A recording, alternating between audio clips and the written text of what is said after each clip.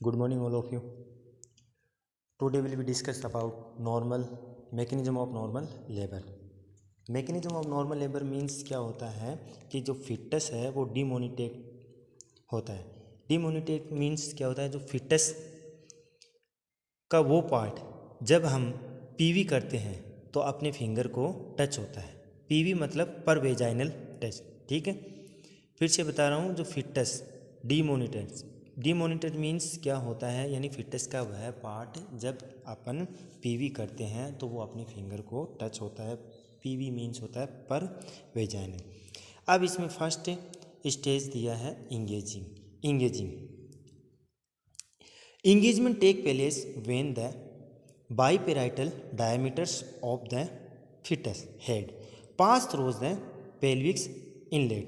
अब इंगेजमेंट मतलब जुड़ना, तो ये टेक प्लेस वेन द जब बाईपेराइटल डायमीटर्स ऑफ द फिटस है, जो हेड है वो पास होगा थ्रोज द किसको, पेल्विक इनलेट. पेल्विक इनलेट्स मतलब अंदर का पोर्शन किसका, पेल्विस का. सेकेंड लाइन दिया है कि भी in primary gravida it usually occur during the later weeks of pregnancy. अब in primary gravida its usually occurs during the later weeks of pregnancy means 34 से लेकर 36 वीक्स ऑफ प्रेगनेंसी उसमें ये स्टार्ट होता है. फिर in multi gravida as the muscle tone is lose engagement. यानी multi gravida के अंदर क्या होता है, जो मसल स्टोन है उसका लूज इंगेजमेंट मतलब जो इंगेजमेंट है वो थोड़ा कम होता है. और may occur until labour actually begins, और may occur until labour actually occurs, उसमें ये रहता है. सेकेंड स्टेज आता है डिसेंट मीन्स क्या होता है, नीचे की तरफ खिसकना. कि भाई ये कंटिन्यूस प्रोसेस है. It is slow first stage but pronounced in second stage. यानी कंटिन्यूस प्रोसेस है, फर्स्ट स्टेज के अंदर ये स्लो रहेगा और प्रोनाउंस सेकेंड स्टेज के अंदर रहेगा. It is complete with the expulsion of the foetus. और ये पूरा कब होता है, जब फिटस बाहर आ जाता है तब ये कंप्लीट हो जाता है. फिर आता है in primary gravida there is no descent. यानी प्राइमरी ग्रेविटा के अंदर ये डिसेंट नहीं होता है इन द फर्स्ट स्टेज के अंदर. While the multi gravida descent start engagement. और जो मल्टी ग्रेविटा है उसके अंदर डिसेंट स्टार्ट हो जाता है इंगेजमेंट के थ्रू. फिर आता है हेड इज रीच्ड द पेल्विक्स. जो हेड है वो रीच्ड यानी बहुत ज़्यादा किसमें, पेल्विस फ्लोर के अंदर. तो the time when cervix is fully, और उसी समय क्या होता है कि जो सर्विक्स है वो फुल्ली डायलेटेड हो जाता है. और एंड फैक्टर्स फैसिलिटेड डिसेंट. अब फैक्टर फैसिलिटेड डिसेंट मीन्स क्या होता है, कौन कौन से इसमें ऑर्गन्स भाग लेते हैं, जिसमें यूट्राइन कॉन्ट्रैक्शन वो हाई हो जाएंगे और बेरिंग डाउनवर्ड इफोर्ट्स. और जो बेबी है उसके ऊपर क्या रहेंगे, ऊपर से नीचे की तरफ फोर्स लगेगा, जिससे बेबी क्या होगा, डिसेंट मतलब नीचे की तरफ खिसकना रहेगा. फिर आता है थर्ड फ्लेक्शन मीन्स होता है फैलना. तो flexion is essential further descent. और जो फ्लेक्शन है वो एसेंशियल है और फर्दर डिसेंट मतलब नीचे की तरफ बेबी को ले जाने में सहायक रहता है. फिर आता है the pressure extend down the fetal. तो जो प्रेशर है वो बेबी पे लगेगा और जिससे बेबी क्या रहेगा, डाउनवर्ड फिटल है नीचे की तरफ. और excess will be transmitted to the foetal और ओसिपुट. ठीक है, तो इसमें क्या होगा, जो बेबी है वो ट्रांसमिटेड टू द फिटल ओसिपुट मतलब जो फिटल स्कल है वो नीचे की तरफ आना स्टार्ट होगा. और the effect is to increase flexion. और ये क्या करेगा कि जो फिटस है उसके ऊपर प्रेशर लगेगा जिससे इंक्रीज फ्लेक्शन बढ़ जाएगा. फिर आता है इंटरनल रोटेशन. अब इंटरनल रोटेशन इसमें देखो कि भी it is moment of great importance without while there will be no further distance. तो इसमें क्या होता है कि भी डिसेंट यानी इंटरनल रोटेशन है, जो नीचे की तरफ रोटेशन. तो it is a moment of great importance है और without when there will be no further distance. Next है कि internal rotation being the anterior portion diameter of the fetus head. मतलब जो एंटीरियर पोर्शन है हेड का, जो बेबी के हेड का एंटीरियर पोर्शन है उसके ऊपर diameters of the fetus head उससे पे डिपेंड करता है. तो इसमें दिया कि this is accomplished by the rotation of occiput to the anterior portion of the maternal pelvis. अब जो बेबी का जो एंटीरियर पोर्शन है हेड का, वो किससे कनेक्टेड होगा? मैटरनल पेल्विक्स के साथ में कनेक्ट होगा। फिर आता है द फिटस नाउ लाइज। अब उसके बाद में जो फिटस है वो लाई होगा कहाँ? कि is the widest diameter of the pelvis. जो पेल्विस का वाइड डायमीटर वहाँ पर लाइज होगा, और पेल्विस जो outlet to the easy escape. Outlet मतलब जो पेल्विस का आउटसाइड पोर्शन है वो। फिर आता है क्राउनिंग। क्राउनिंग मीन्स क्या होता है कि best moment of the foetus.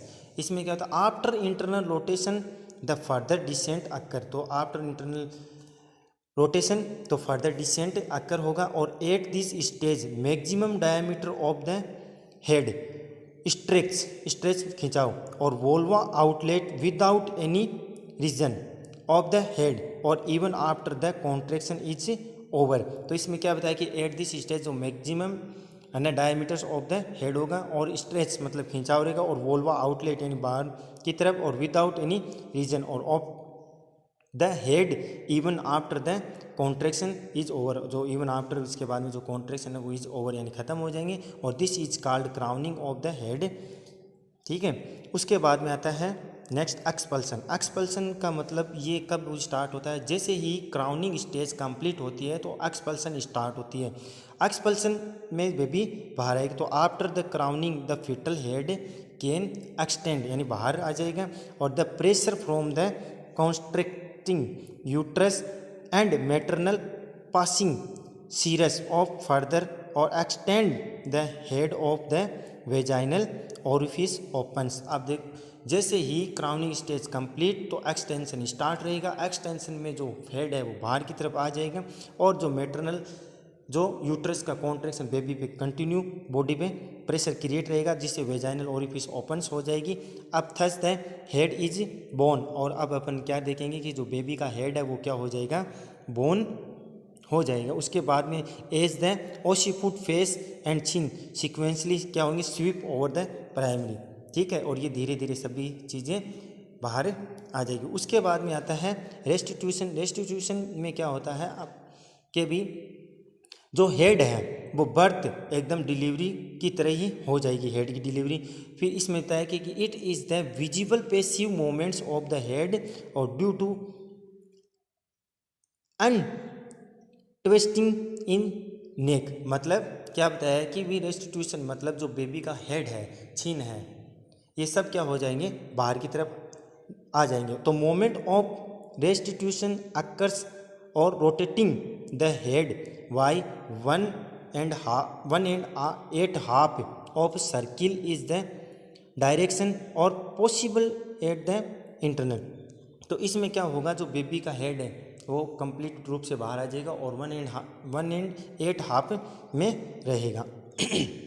फिर आता है एक्सटर्नल रोटेशन यानी बाहरी रोटेशन। तो it is the moment of the rotation of the head और visible externally due to the internal rotation of the shoulder. इसमें बताया कि जो बेबी है वो मोमेंट्स रोटेशन होगा, तो जिससे हेड क्या रहेगा? विजिबल अपने को दिखाई देगा, और वो भी बाहर की तरफ। और इंटरनल रोटेशन वो क्या रहेगा? अब किस पे लगेगा? शोल्डर्स के ऊपर कंटिन्यू लगेगा। फिर बताया है कि external rotation occur in the same direction. तो रेस्टिट्यूशन तो एक्सटर्नल रोटेशन है वो अक्कर होंगे सम डायरेक्शन, जिसमें रेस्टिट्यूशन के अंदर भी ये चीज़ होती है। तो the shoulders is now the lie in the anterior posterior diameters. तो शोल्डर कहाँ लाई होगा? एंटीरियर पोस्टीरियर डायमीटर्स के ऊपर।